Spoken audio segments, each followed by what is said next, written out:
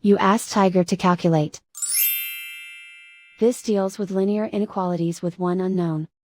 The final result is x equal or greater than 58 over 5 equal or greater than 113 over 5. Let's solve it step by step. Group all constants on the right side of the inequality. Subtract 39 from both sides.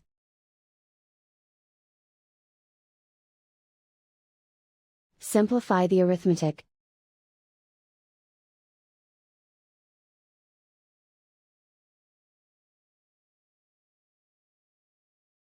Isolate the x.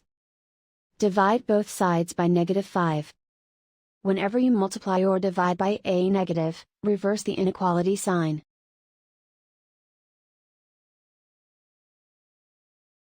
Cancel out the negatives.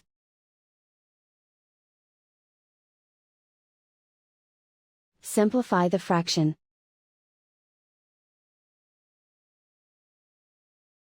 Cancel out the negatives.